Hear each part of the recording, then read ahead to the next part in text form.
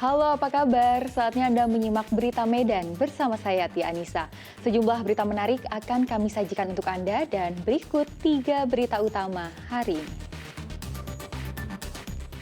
Tawuran 2 kelompok remaja di Kabupaten Deli Serdang mengakibatkan 1 rumah rusak.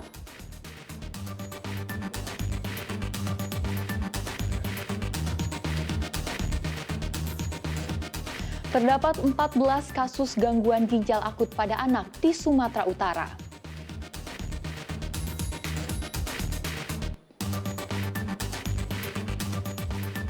Tiga produknya dinyatakan mengandung ambang batas etilen glikol. Perusahaan farmasi di Kota Medan berhenti beroperasi sementara.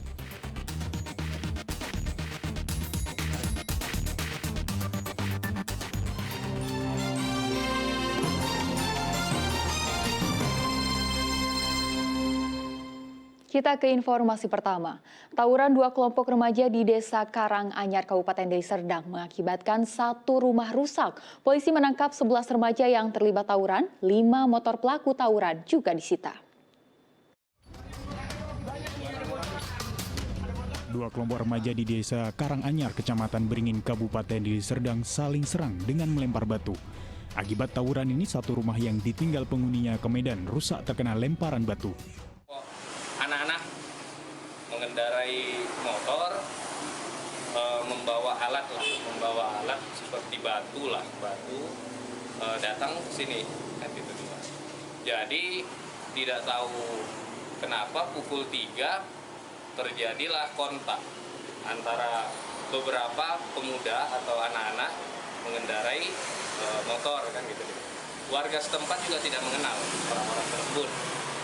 Tapi ada yang mendengar, ada bilang Sena, ada bilang Matador. Kemungkinan, kita tidak tahu kebenarannya, kemungkinan nama-nama geng motor. Hingga saat ini polisi telah meringkus 11 remaja yang terlibat tawuran. 5 motor pelaku juga disita. Dan kami ada mengamankan beberapa orang lelaki remaja yang diduga ikut dalam tawuran tersebut. Antara lain ada 11 remaja yang saat itu ada kita temukan yang masih tinggal di TKP di tempat kejadian di Karanganyar, dan ada 5 sepeda motor. Setelah kita mengamankan ke 11 orang tersebut beserta sepeda motornya, kita bawa ke Polsek Beringin.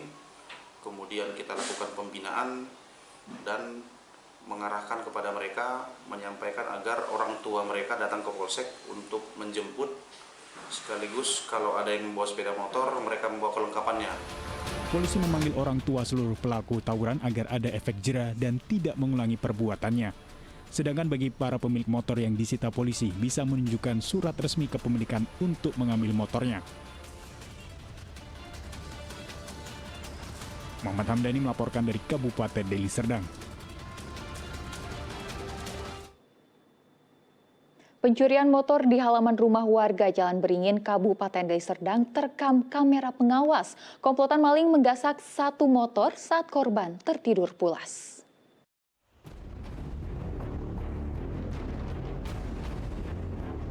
Kawanan maling menggasak 1 motor dari halaman rumah di Jalan Beringin, Kabupaten Deli Serdang pada Minggu dini hari. Awalnya para pelaku mengincar 2 motor yang terparkir. Namun karena khawatir kepergok warga, mereka akhirnya hanya membawa kabur 1 motor korban. Komplotan ini membobol gembok pagar rumah korban, kemudian membuka paksa kunci kontak motor. Saat itu korban tertidur pulas. Saya juga baru tidur kan, kejadiannya 2.31 lah, kalau waktu CCTV itu kejadian sekitar 15 menit aja mereka bekerja. Dibobol gembok sama rantai gemboknya juga, ada 2 lapis gembok. Mereka jebol lalu ngambil motor dari situ. Pertamanya dicoba Vario-nya, Vario nggak bisa, ngambil yang Mio. Akhirnya Mio-nya berhasil, dibawa lari sama. Motor dalam keadaan terkunci bang? Semua terkunci, kunci stang, pagar juga kita lapis gembok. Berarti mereka ada bawa alat pembobol gitu? Ya, kalau dilihat dari CCTV itu ada kunci T itu, kunci T sama ada stang mereka untuk. Mungkin sepertinya udah digambar bagian dari sini. Korban mengetahui motornya raib setelah keesokan paginya mengecek pagar rumahnya telah terbuka dan melihat rekaman kamera pengawas. Pencurian ini telah dilaporkan ke Polsek Percut Setuan. Korban berharap para pelaku segera diringkus. Muhammad Hamdani melaporkan dari Kabupaten Deli Serdang. Polres Tanah Karo menahan mantan anggota DPRD Kabupaten Karo karena menikam rekannya di sebuah warung tuak. Tersangka sempat melarikan diri usai pembunuhan sebelum akhirnya menyerahkan diri. Tersangka Martin Luther Sinulinga, mantan anggota DPRD Kabupaten Karo, periode 2014-2019 kini harus mendekam di balik jeruji besi. Pertengkaran tersangka dengan korban Empin Donta Sinulinga, rekannya sesama pelanggan warung tuak, berujung tewasnya korban di tangan tersangka. Korban tewas akibat tikaman pisau di bagian dada dan perut. Pembunuhan ini terjadi sepekan lalu di sebuah warung tuak di Desa Lingga, Kecamatan Simpang 4, Kabupaten Karo. Kala itu, tersangka dan korban yang merupakan sesama peminum tuak terlibat cekcok berujung perkelahian dan pembunuhan. Menyadari korban tewas di tangannya, tersangka kemudian melarikan diri ke sebuah tempat persembunyiannya di Kota Brastagi.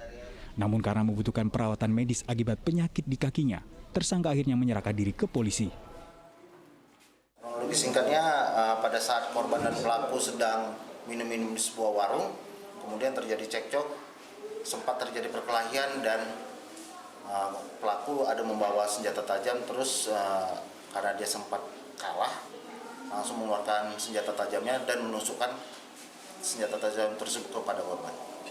Untuk pelaku sendiri sempat lari, apa benar?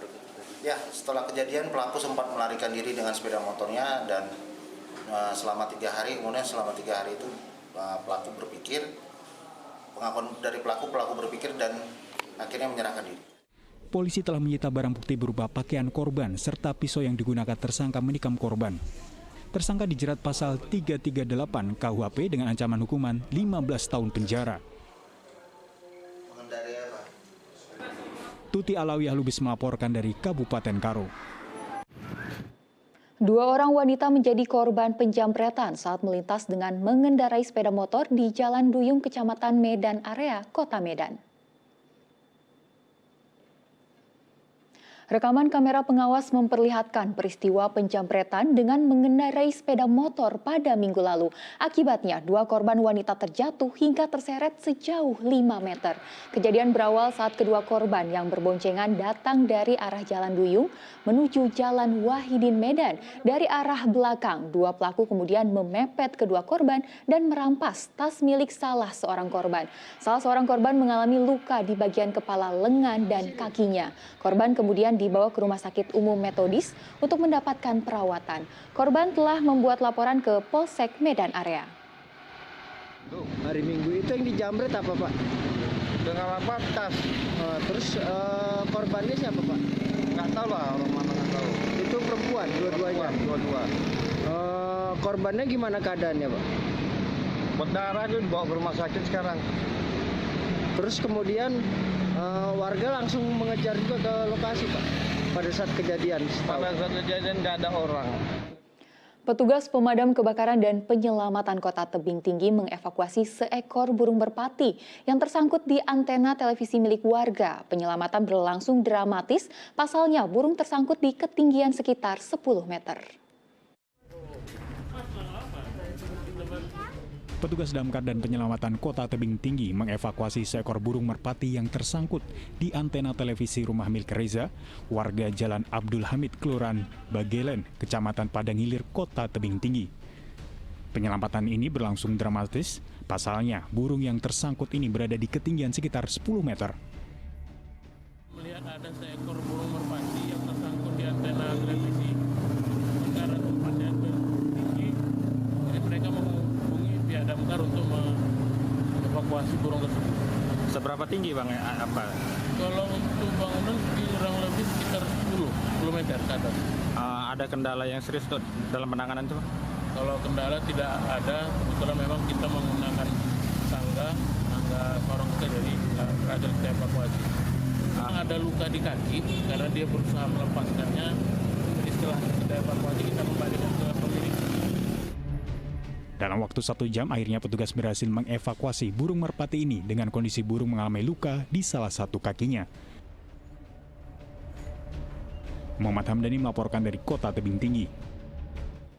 Sementara di lokasi berbeda, petugas pemadam kebakaran Kota Medan mengevakuasi ular sanca sepanjang 2 meter lebih yang masuk ke rumah warga dan bersembunyi di talang air. Saat akan ditangkap, sanca bergerak agresif dan menyerang petugas damkar.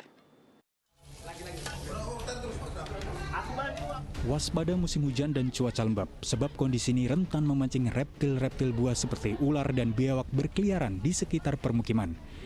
Seperti yang terjadi di Kompleks Perumahan Universitas Sumatera Utara, petugas damkar dikerahkan menangkap ular yang masuk ke rumah keluarga dosen.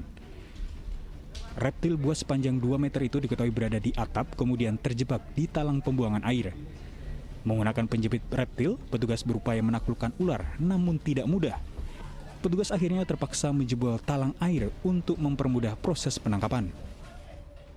Jadi kami terus melakukan evakuasi, kami melakukan suatu penyelamatan, dan akhirnya kami berhasil melakukan evakuasi tersebut, dan kami bawa kembali ke markas kami, ke kantor, dan ularnya sekarang alhamdulillah sudah dibawa oleh pecinta binatang.